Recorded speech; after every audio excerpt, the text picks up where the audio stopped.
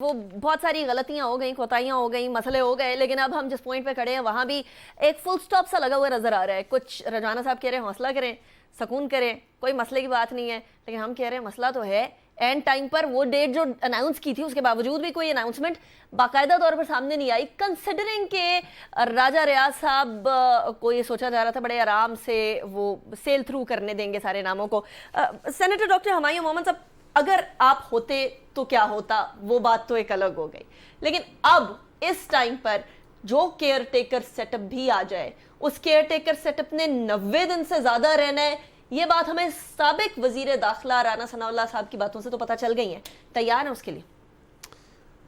देखिए वो क्या डबोया मुझको होने ने न होता मैं तो क्या होता, ठीक है। लेकिन बात एक इस तरह है कि ये बड़ा ऑब्वियस है कि ये जो अभी मुख्तलिफ किस्म के एक्ट पास हुए हैं, उन एक्ट के अंदर जो शिकें डाली गई हैं और बाज़ शिकें आखिरी वक्त में निकल गई थी बिकॉज ऑफ सर्टन पीपल, वरना नेशनल असेंबली से तो पास हो गई थी, लेकिन सेनेट ने में कुछ सेंस प्रिवेल हुआ। उन्होंने उन शिकों को, जैसे जो इलेक्शन एक्ट 230 को उन्होंने चेंज कर दिया, तो उसमें से वो विड्रॉ कर ली, बाज़ और चीज़ें कर ली। मुझे ऐसे लग रहा था कि जैसे ये पेव कर रहे रास्ता एक ऐसी सेटअप के लिए कि which will be non elected and which will last for anything between 1.5-2 years के लिहाज से था, ठीक है। अच्छा, खास तौर पे sorry I am cutting short, आपको लगता है वो कानून साजियां इसलिए थी बिकॉज ये 2 साल वाला जो मामला है ना, टेक्नोक्रेटिक सेटअप वाला, ये बाकायदा तौर पर मैंने कुछ ऑडियो सुनी है, ये बाकायदा डिस्कस हो रहा था पहले। देखिए मेरे लिहाज से ये है कि जब आप जो पावर्स आपने पॉलिटिकल लोगों को दिया हुआ था, वो पावर्स आपने वहाँ से लेके ऐसे नॉन पॉलिटिकल दैट इंस्टीट्यूशन जो इलेक्शन कमीशन है शुड बी एम्पावर्ड, बट वहाँ पे एक बैलेंस था कि या गवर्नर और या प्रेसिडेंट बीच में इंटरवीन करके कर सकता था। आपने उनको हटा के 100% उसका कर दिया। अब इलेक्शन कमीशन आपको डेट देगा, कौन सी डेट देगा? वो आपको बजाज दे सकता है कि जी मैं इस वजह से इलेक्शन नहीं करा रहा हूँ, मैं इस वजह से इलेक्शन नहीं करा रहा हूँ, मैं इस वजह से इलेक्शन नहीं करा रहा हूँ। और फिर आपने अभी जो एक और काम कर रहे थे कि आपने इस पूरी जो केयर टेकर गवर्नमेंट है, इसको एम्पावर कर रहे थे कि ये सारे फाइनेंशियल डिसीजंस भी ले सकते हैं in the larger interest of the country. In that way you are actually giving the autonomy to non elected people. किसी हद तक है, किसी हद तक अब भी बीच में है, ये नहीं है किसी हद तक अब भी बीच में है। आप वो 3-4 चीजें ऐसी हैं जिसके लिहाज से करते हैं। मेरा ये ख्याल है कि ये जो गवर्नमेंट आएगी, ये कम अज कम 8-9 महीने तो साल तो कहीं नहीं गई, ये तो इतना रहेंगे, इतना तो कम अज कम है। अब उसके बाद ये आहिस्ता से देखेंगे, टेस्ट करेंगे, ये वाटर्स को तो टेस्ट करेंगे। अगस्त, सितंबर, अक्टूबर, नवंबर, दिसंबर, जनवरी, फरवरी, 7 महीने तो हो गए।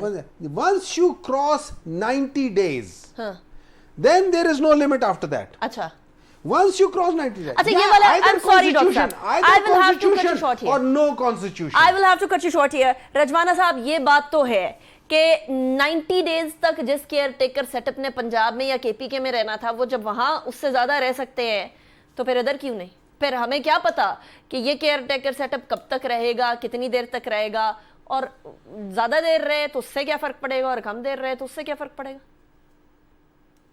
जब आपको नहीं पता तो हमें क्या पता कब तक रहेगा। रज़वाना साहब, आपके सियासत में साल हो गए, मैंने तो सियासत शुरू ही नहीं की कोई। मैं तो जर्नलिस्ट हूं, मेरा काम तो सवाल है। Whatsoever is given in the constitution 90 days का पीरियड है।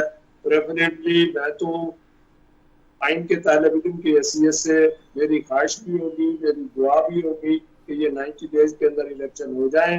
If there is some problem with the election commission of Pakistan, अब इस पे हमारी बहस, हमारा मौक़िफ़ तो एक सही होना चाहिए। अब तो फॉरेन अगेंस्ट खत्म हो गई बातें, हुकूमत खत्म हो गई, असेंबली खत्म हो गई, अब तो जो है आगे मुल्क को चलाने की, और सेंसस को काउंसिल ऑफ कॉमन इंटरेस्ट ने जो है वो उसको मंजूर कर दिया, नोटिफाई कर दिया। जहाँ तक मेरा याददाश्त काम करती है, 2022 में या 21 में पीटीआई की गवर्नमेंट ने काउंसिल ऑफ कॉमन इंटरेस्ट में कहा था the next election will be held on the basis of the new census. If I am not correct, if I am not wrong. No, you're right. You're right. अच्छा, अब ये बात अगर चल पड़ी है तो आइए आगे चले इसको आगे बढ़ाएं और 90 डेज में बिल्कुल दबाव देना चाहिए। सेनेट ने करारदाद पेश कर दी है और अपना मुश्ताक साहब ने जो जमात इस्लामी के सेनेटर हैं, मुझे तो बड़ी इस बात की खुशी हुई है तो वो करारदाद यूनानिमसली सेनेट ने पास की है कि 90 डेज से आगे इलेक्शन नहीं जाने चाहिए। This is good. इसमें तो दो राय, मेरी तो राय इन्हीं के साथ है कि 90 डेज में होना चाहिए। अब रही बात ये कि लेजिस्लेशन हुई है वो हुई है, अच्छा I am not the member of the house, ये जनाब सेनेटर साहब उस हाउस के मेंबर हैं, बात ये है उस प्रोसेस में गुजरे, इलेक्टोरल रिफॉर्म्स है, जहाँ तक फाइनेंशियल पावर दी है, ये खुद भी कुछ उसको कह रहे हैं कि उसकी जरूरत भी है। मैं समझता हूँ कि जो फाइनेंशियल एफर्ट्स और मेयर्स इन 16 महीनों में शहबाज शरीफ साहब ने बतौर वजीर आजम कलेक्टिवली तमाम जमातों की मुशावरत से, कैबिनेट की मुशावरत से जो की है, दुनिया के साथ मुआहदे हो रहे थे या हुए हैं या उनको इनवाइट कर रहे हैं, या फॉरेन इन्वेस्टमेंट को प्रोटेक्ट करने के लिए, उनको इंसेंटिव देने के लिए जो लेजिस्लेशन की है, जो पॉलिसी बनाई है, वो इंटरिम गवर्नमेंट के दरमियान, इंटरिम गवर्नमेंट के उस इंटरिम पीरियड में वो विदहोल्ड ना हो जाए, वो स्टेगनेंट ना हो जाए, वो प्रोसेस चलता रहे। उससे किसी को कोई फायदा नहीं होगा, सिर्फ मुल्क को फायदा होगा।